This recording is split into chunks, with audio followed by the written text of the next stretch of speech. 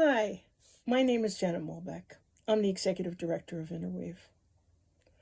We're a small nonprofit here in New Jersey working to support spirituality for daily living, an integrated spirituality that nurtures wellness, the common good, and your spiritual life. Each year, we have a telethon.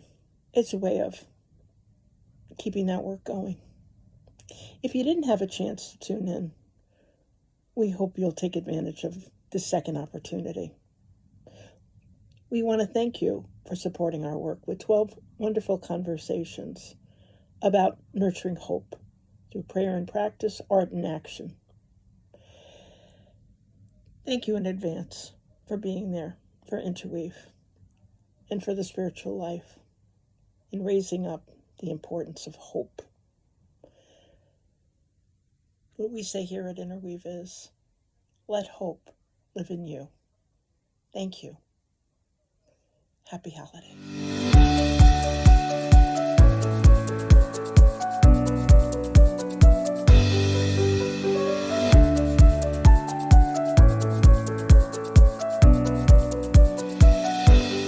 Hi, thank you for being here. It's 11 o'clock Eastern time, and we're in the fourth hour of the fourth virtual annual telethon of Interweave. I can tell we've been at it a while already, since 8 o'clock this morning, because I'm starting to double on my words. And I don't want to, because we have a wonderful conversation coming up right now with our good friend and colleague, longtime interweaver. Just going to bring him into just trying to spotlight you, my friend Fletcher. Here you go. Hi Here we there. go. There you are. There you are. This is our good friend and colleague, Fletcher Harper, who is an Episcopal priest, but is also the director of GreenFaith, a nonprofit in New Jersey that is really an international voice for the ecological spiritual movement. I hope I have characterized that correctly. Welcome, Fletcher. How are you this morning? And thank you for being with us. No, it's a pleasure. Thanks for the invitation, and it's good to see you. Wonderful to see you. So we're here nurturing hope. And the technical topic that we are on is nurturing hope through the action of protecting the sacredness of the earth. I believe that's your daily job. It is what we do. As you said, internationally, we have team members now in 12 countries across Africa, Asia, Europe, Latin America, North America. So it's So a let's it's let's start it's out a by you growing telling thing. for not yeah, it's a growing thing. Like like the earth, it's a growing thing. Um, Not everyone has the privilege of having a connection to Green Faith. We've been connected for decades. You and Interweave. I know. Um, I think of you at one of our campuses, which is St. John the Baptist, the community of St. John the Baptist in Mendham. On those grounds, even talking about the earth and how we have to care for her. But for those who don't know of the good work you do and how you do that, could you just give us a little taste of the history of Green Faith? Sure. We were launched in 1992 as an all-volunteer organization in New Jersey that was originally called Partners for Environmental Quality, along with several colleagues from the Presbyterian Church and the Jewish community in New Jersey. Reverend Skip Vilas, who was for many years the rector of St. Paul's Episcopal Church in Chatham, had this vision that there needed to be a religious voice around the protection of the earth. The organization evolved, began to do work to promote the use of renewable energy by religious communities in New Jersey. And I came on board in the early 2000s, right in 2002, when we started working across New Jersey, helping faith communities integrate themes around the care for the earth into their worship, helping them manage their facilities in a more ecologically sustainable manner using renewables, installing solar, uh, conserving energy, becoming more energy efficient.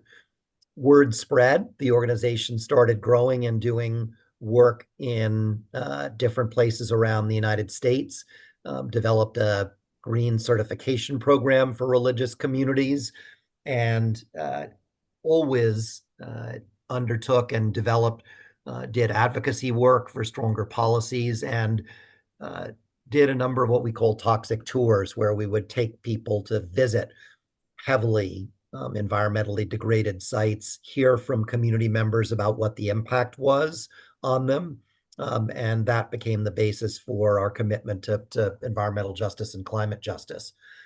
Big point of transition in the aftermath of the failed Copenhagen climate talks in 2009, at which point we began, as many people did, to wake up to the fact that this was an issue that, as St. Paul says, had to do with principalities and powers. It was not a problem that was going to get solved by individual behavior change.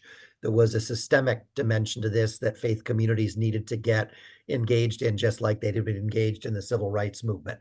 So we began to pivot more and more towards activist multi-faith campaigning, played a leadership role globally in the fossil fuel divestment movement, getting dozens of faith communities to make fossil fuel divestment commitments. In the lead up to the Paris climate negotiations, led a global campaign to rally and elevate faith voices around the world on that. And now today, as I said, we've got staff in 6 countries in Africa, in Indonesia and Japan, in Asia, in Brazil, in the U.S., and faith contacts probably in 30 or 40 other countries.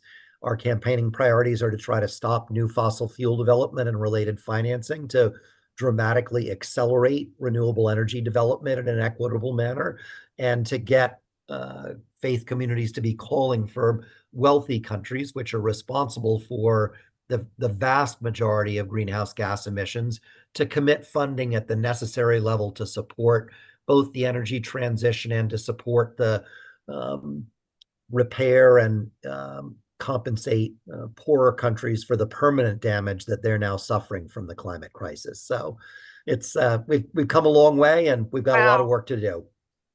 I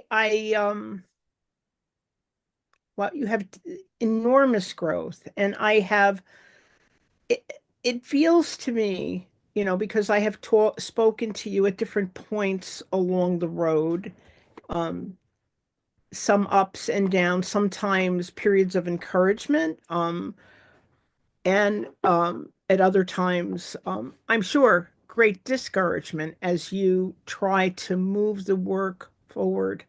Um, I can't, I know that we were excited that it seemed like we were making progress in terms of an agreements in the world about how we were going to work together um, to get measures in place to help to control um, damaging technology that was hurting the environment. Um, I can't, so I guess I have so many questions for you. All the trains are coming in at the same time. We're talking about nurturing hope, and how do you, how do you kind of approach the work in a world where it's obvious that climate change is a reality, and yet we have the climate change deniers, and you are at the helm of an organization that is trying to move the work. How do you push against that boulder, um, and maintain and stay encouraged and stay hopeful Fletcher, because you know I know it's not up to, we're so grateful that you're there fighting the good fight on behalf of all of us, but you are one person and you need, um, I hate to use the word an army behind you, but you need a multitude of people supporting the movement and supporting the work you do. So how do you stay hopeful and how do you push that boulder up the hill when I mean, it feels to me like you got it up the hill and then, who's the mythological. Yeah, Sisyphus. Yep. Yes, exactly. How are you doing, and what's your perspective about what's happening? I mean, the elephant in the living room of your question, so to speak, Janet, is the recent election, which is a massive blow, not only to climate but to a whole host of moral values and public issues that have enormous significance for people's lives. So what we've found is that an awful lot of people have experienced essentially a violent collision between their value systems, in our case around climate change and the environment, and the incoming administration. And that's in certain ways traumatic and destructive and really hard.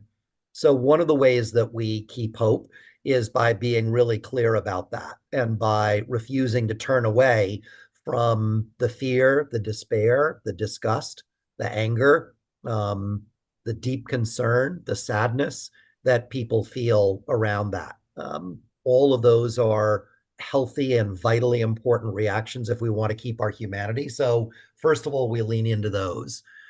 The second thing that we remind ourselves and our pretty considerable community. I mean, it's this is far from a one person operation. There are hundreds of thousands of people that we're working with on a regular basis. Um, I think it's very important to be clear that this was never going to be a straight line in terms of progress or an easy struggle. We're talking about a really accelerated transition away from one of the most powerful industries on the planet, which is the fossil fuel industry. No sizable institution of any kind voluntarily goes into a managed decline. It just doesn't happen. And we need to be clear eyed about the extent of the resistance. We need to be persistent in terms of being able to speak about that and to call that out and to talk about not only the fossil fuel industry, but the major financial institutions that continue to bankroll it at an utterly unsustainable level and political sort of issues around this. There was a lot of progress during the Biden administration. The Inflation Reduction Act represented a really important step forward in a lot of ways. And the good news is that enough of that is baked in now and is underway that it will be impossible to stop it. But what needs to happen is that the acceleration needs to increase, not decrease or remain static.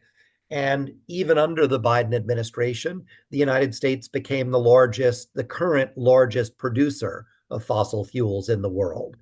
So we've got our work cut out for us still and need to proceed with some real energy and commitment. This is a real struggle and we're in it for the long haul. And we're certainly disappointed by the election results, but we're totally committed to moving it forward, and we believe that we're going to make real progress. So what can I hate to say the average Joe, the average Janet, I think I have a sense that people, I mean, I'll speak for myself. Um, I have multiple issues, multiple causes that I am, as you said, concerned about. And I tell people this is not about um, red or blue, Democrat or Republican. This is about moral issues that we have an obligation to protect, um, there is a connection between our spirituality and our humanity and creation, and we do have an obligation to that. Whether that is on the I keep using all these war terms, the front lines of uh, climate change or the front lines of immigration, poverty. My point is, people are overwhelmed by the what needs to be done. So um how do we help people to see, like, even when you say to me that some of this is baked in, because I do have the feeling that people are like, some people are throwing their hands up in the air and saying, well, it's over, we're done, all that work for naught. And my position is, eh, take a breath. um Absolutely, we need to cry, we need to be angry, we need to be concerned, but eat your Wheaties, because we have a lot to do, precisely because so much is at stake. Um, but you see what I'm saying? I think that people are like, well, what do I do first? Like, there's an there's this there's so, in this world of too much input, too much news feed. What should I be concerned about first? Um, as someone, not just as an activist, but as a spiritual leader, what what would you say? I would say that it's very important to uh, dig deep. Big I deal. mean, I think that I think your eat your Wheaties comment is on target. I mean, democracy, a functioning democratic open society with the kinds of values that Interweave and GreenFaith both support is not a given, and in fact is not the reality in the majority of the world. And the last 50 years, for many people in the United States, not all, there's been an enormous gift that we've taken for granted, which is a relatively free and open society. We need to be clear that that hasn't been the case for all people. Indigenous peoples across the United States, trans people, lesbian and gay people. I mean, there are, just to get started, persons of color have suffered disproportionately and cruelly. So I think that what's happening is that more of us are waking up to the fact that this freedom that we have is not a given. And so I think that needs to become part of that sort of commitment to civic engagement needs to become more part of the work that all of us do, regardless of the field we're in. And our spiritual and religious communities need to help support and facilitate that. It doesn't work, as you're suggesting, for everybody to have to create everything on their own every time around. That's impossible. And that's a recipe just for frustration and burnout. But our faith communities can create opportunities for us to elevate our voices. I mean, we're gathering sign-ons for a call to climate courage that Muslim and Christian and Jewish and Hindu and Buddhist faith leaders around the country have signed on to, and that'll become and if it's appropriate, I can share a link for that at some point. Absolutely. That's Absolutely. that's something that that's something that people can do and then be engaged further. So I think there's no easy answer with this except that this is a serious moment and it requires a serious response. Um, and at a deep moral spiritual level, um, we're being called to stand up in a new kind of way. How do you keep, on a personal level, how do you keep, I mean, I'm always astounded. I'm going to say, how do you keep your fire in the belly? How do you keep your fire stoked so that you are always, I mean, you always, as I said, there, and whether it's in good times or bad, I always see you in a place of readiness. How do you do that I personally? I I What's I your think I'm secret very sauce? fortunate. And I think I'm fortunate in terms of it comes sort of naturally to me in terms of my disposition. I will say that I have a um, I think that I mean, for myself, I don't have a good answer because this is who I am. And I think that I can't stand seeing the kind of ridiculousness that's happening without being motivated to take action.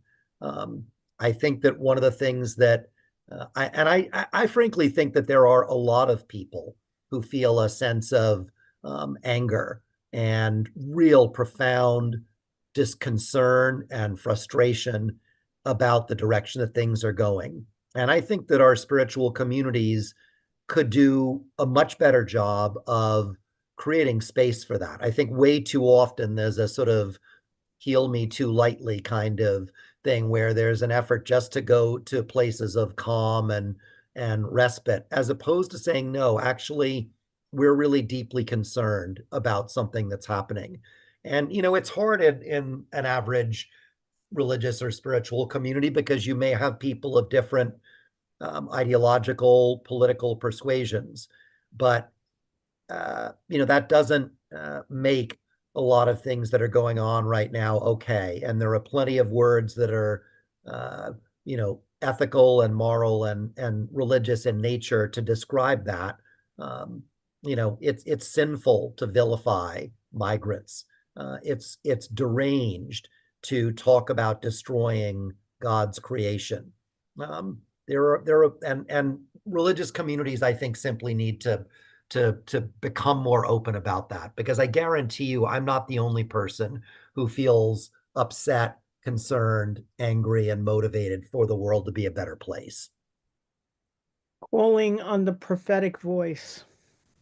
The prophet is often angry. It is part of Well, our, but I also know, think I think it's important. I mean, the anger is part of it, but look, I mean, we all what does the word Buddha? I mean, we know that Jesus means salvation. Buddha just means the one who woke up. So I mean, to some degree, it's a question of whether one is awake or not. Um, and obviously this comes from some level of privilege. There are many, many people who have to be concerned about putting the next meal on the table. And that's, obviously in the hierarchy of needs, something that's you can't take your eye off of. But we know that there are a lot of people who want the encouragement to speak up and to speak out.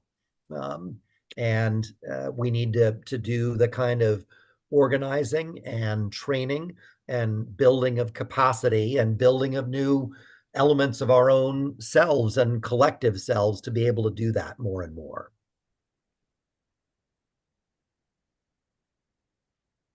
what can I mean, I think of it's interesting that you say that because I know that many people are concerned about that I mean, and it's going to take a certain level of courage for people to move beyond, to have the moral, to have to be a voice, for the moral steps that need to be taken for us to do more than just hold ground, but to move forward. Um, I'm not exactly sure how to ask this next question in the sense that I do think that this whole issue of climate change denial for me is problematic. I mean, it's emblematic of a bigger, larger problem, obviously, in terms of how people digest their information, what is true, conspiracies. But once again, I don't want to say that that's superfluous to this conversation because, in fact, many people do not realize that there's an issue even that is real, that is important, that needs to be engaged. Um, I mean, Janet, I'd say actually, I think, compared to several years ago, the data shows that there's a much, much greater awareness around climate change and a much deeper level of concern. So I think that that coexists with an effort in the sort of white Christian nationalist world to frame concern about climate change as a concern of sort of elites who don't care about the well-being of everyday people. And our message It's is, crazy since we know that undeveloped countries are suffering deeply because of this abuse that we have going on. It's insane. I mean, Okay, I think I'm that excited. the message I think that's really important is to say that we need a future where people of all races, all genders, all socioeconomic levels have a clean air to breathe, a stable climate that we need a new dynamic of growth that supports the energy transition in a just manner, that brings with it enormous positive opportunities for working people, for poor people, for children to have healthier air to breathe. Um, Greenhouse air pollution caused by fossil fuels is one of the leading causes of death globally. The energy transition will save millions of lives, um, ensuring that everybody has access to clean energy. Will give women and children around the world the ability to study, to have access to clean cooking. I mean, the benefits are just enormous. And so I think we need to start to create this understanding that this transition will be an enormous blessing. It's the And intersectionality as you're talking that we yep, know and that we're beginning to understand more deeply that this is connected to everything. yep, Everything will get better if we can commit ourselves to this work. yep. Um, it, Talk to me a little bit about the micro macro act. I mean, I think that people think, I don't mean to minimize this, but am I recycling? Like what am I doing personally, my personal responsibility, and then this other larger thing that is so critical, which is that there be a collective will for this to happen.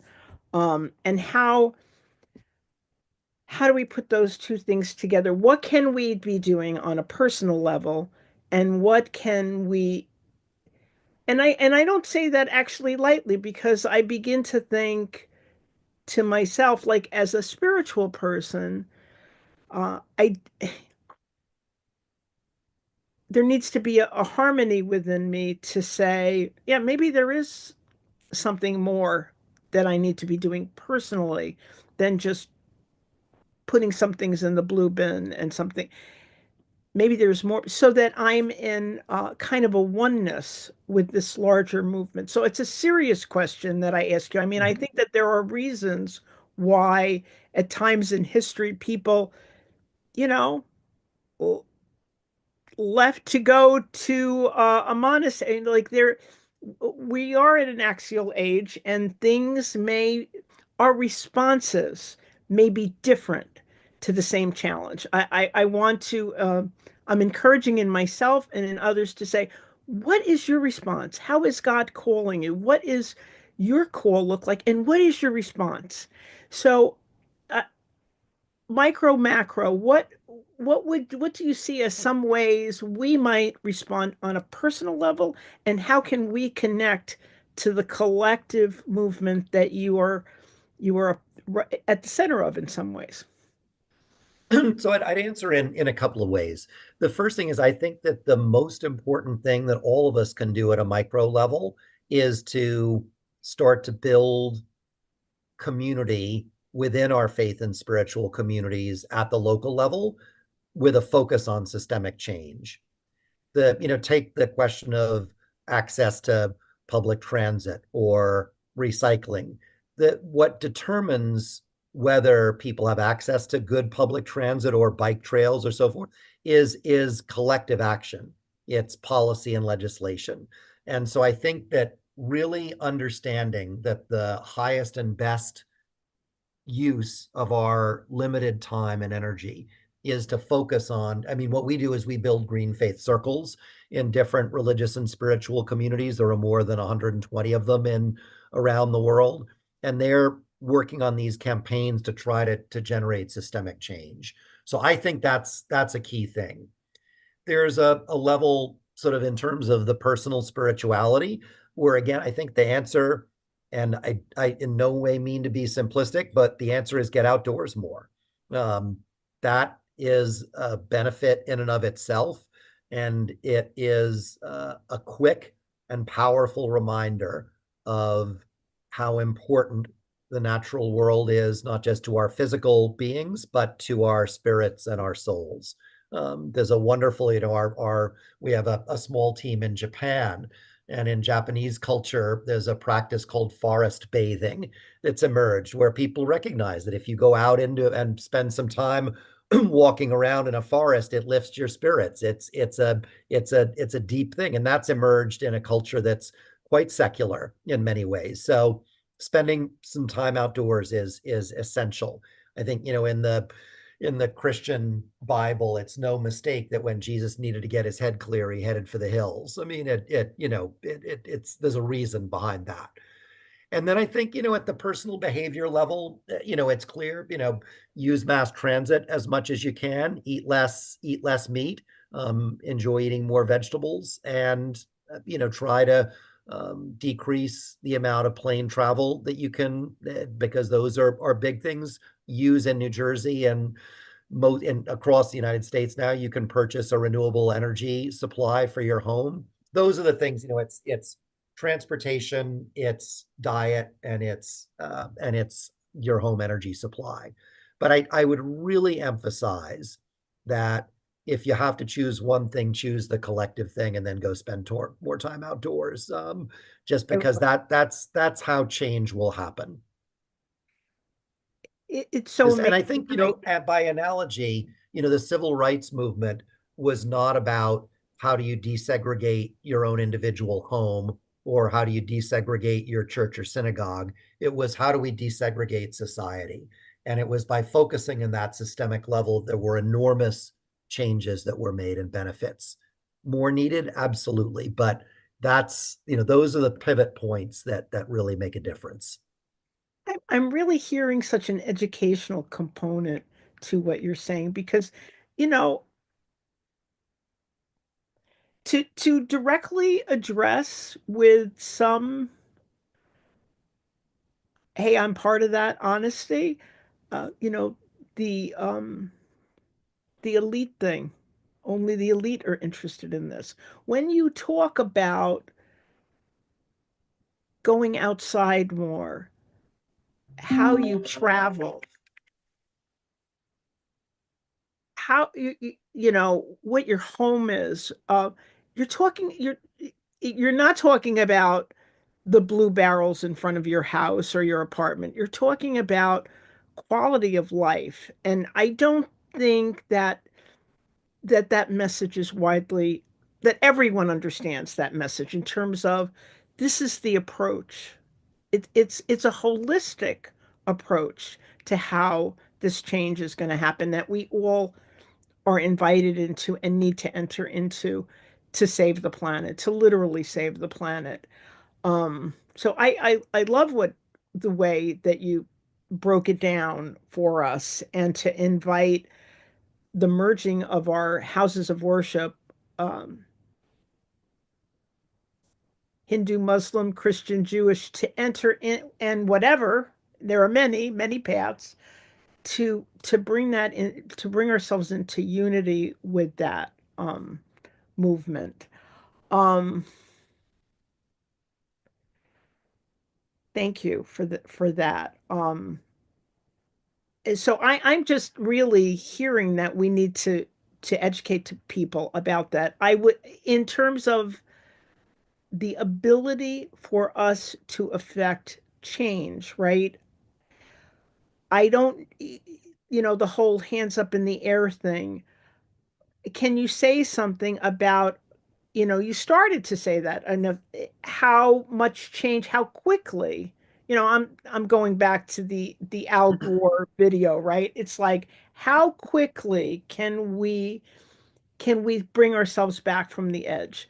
Because I literally hear, I'll just say it, I literally hear people saying, you know, it's going to happen. The sun is going to, whatever. It is, we're not going to be able to stop it. What do you say to those naysayers? I mean, it's absolutely wrong. I mean, that's a, I know it's wrong, but I I want you think the thing to is tell that me in public why it's there's, wrong. so here, so far in the year 2024, for 100 days of this year, the state of California has generated all of the electricity used in that state, which is the world's fifth largest economy, from renewable sources. That's a massive change within 15 years. So it's utterly possible to do this. What it requires is a cultural, ethical, um, and then political and economic will to do it. And that doesn't mean that it happens instantly or seamlessly, but no change in life happens that way. So I think that the despair piece is really a trap and is a form of idolatry in a way. I mean, how do we know that things are hopeless? We don't. And in reality, they're not. So I think that there's a sort of misplaced negative apocalypticism at play. The environmental movement has traded in that language for many decades, and there's some ways in which it's absolutely legitimate because there are existential stakes at play. But never make the mistake of thinking that things are hopeless, because they're not. I mean, I think that what the climate crisis is going to require of us is several things at once. It's going to require a long-term resolve and a sense of perseverance in the face of things like this recent election. It's going to require real compassion and generosity when one of the next major storms or wildfires comes for our neighbor's home or comes for ours. Um, and we're going to be all need to learn to act in a more compassionate manner, and perhaps also to receive compassion when we've been unexpectedly affected by something. And I think that there's a third piece, which is it's going to require engagement with sources of power that will make people uncomfortable. I mean, I have said in a number of different forums that almost every time I get invited to preach in a relatively wealthy congregation, the spiritual leader in charge of that congregation nervously asks me not to be too political. And I think that that's on the one hand understandable, but on the other hand, this is a real sort of, would anybody go to a school and say, let's not teach math because it just makes me uncomfortable? Math makes me uncomfortable. Um, no, I mean, I think when it comes to moral and spiritual matters, the spiritual sector has to be ready to stand up. And this is for religious leaders like myself to have to deal with. I mean, it's easier for me in some sense, but as a sort of, visiting preacher, but this is a real issue.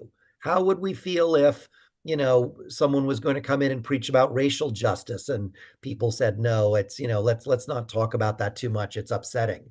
I mean, there's some really important stuff at stake here.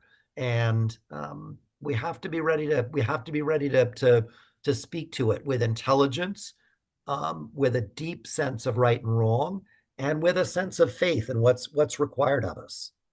Not so long ago, well, maybe it was long ago. Is it 15 years ago? Leo C, when the Pope, when we were all 10th, reading 10th anniversary next year. Yep. the 10th anniversary. Thank you. But it's such a good example. It was such a good, wonderful opportunity because everyone stepped into that space. It became a truly ecumenical space, and it's such a, okay. I'm not a pope, but it was such a good example of a spirituality, religion can use its moral voice And I hope that you know will we recall at the 10th anniversary that that's a doorway we can all go through together, again and again and again. Yeah, I mean, and let's also be clear that largely speaking, the U.S. Catholic bishops did a very poor job of speaking about that. There's research that shows that, that essentially the vast majority of Catholic bishops in the United States did not amplify that message at all. So there's work to be done, and There we is this is work to again, I be mean, this done is on multiple levels. I mean, yes, institutional change, the call for institutional change is deeply needed in many arenas.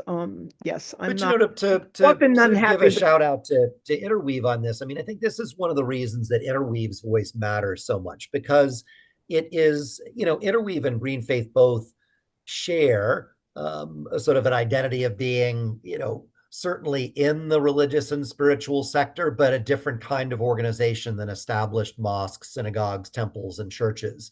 And I think that, I one of the things that I have always admired about Interweave is that, its message to those established institutions has been, we need together to wake up. There are teachings that are out there that need to be articulated that are not sort of not the sort of dusty old tradition that too many of our religious institutions get accustomed to.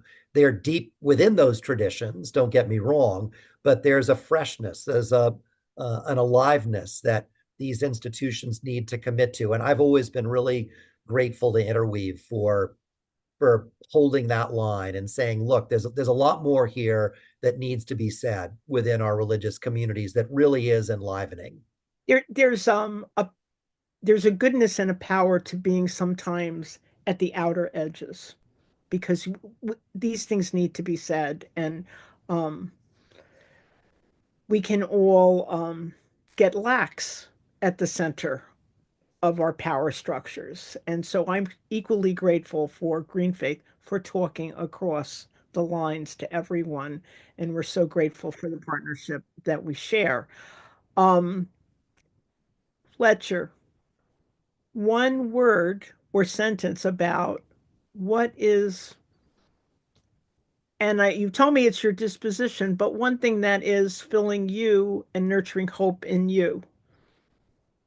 uh, Return to to theology and to really digging deep into what religions teach and have to say about this. I mean, the recent election's been in many ways a direct repudiation of religious and ethical values around climate change. And what I've done has been to go back to those teachings and read them. And when the Prophet Muhammad, peace be upon him, says the whole earth is a place of prayer. The whole earth is my masjid. When you read in the Bible and you see that the New Jerusalem is a city, but it's a city full of rivers and trees, all in this kind of incredible dynamic harmony. And I could go on and on. I mean, so I think going back to our roots and seeing that it's there, and that this is an ancient kind of aliveness that one election cycle is not going to kill. You have filled me with hope today and renewed my hope for the planet. And I'm going to say right here, made me want, and I do want to recommit to supporting you not in your work, but what is our work and the work that needs to be done to protect the sacredness of the planet. I'm deeply grateful that you're here to illuminate us into terms of, I feel a lot more hopeful actually after our conversation there, that we don't have to catastrophize this, that there is work to be done. And in fact, that what I'm realizing as I'm in the conversation is that is a trap. That is a trap. Yep. Things can be, there is work to be done, but we can nurture hope and we can make progress and we can protect the sacredness of the earth. we're grateful for you, Fletcher Harper, and the work that you do. Thank you for helping us to nurture hope through Well, protection. I'm equally grateful for Interweave, and to the degree that it's appropriate, Janet, want to encourage anybody who's listening to give as generously as they can, because I Interweave's work really matters, and it's a unique organization, it's a unique community, and its voice is absolutely essential. So I want to, I'm very grateful for that you've offered us GreenFaith the chance to share what we're thinking about now, and I want to um, say to people that Interweave really matters, and I hope that people support Interweave generously. Thank you. Sacred partnerships, sacred collaborations. This is how we're gonna move forward in this journey. Thank you so much for being with us, Fletcher, today. Blessings on your journey and your work. You too. Great to see you. Thank you.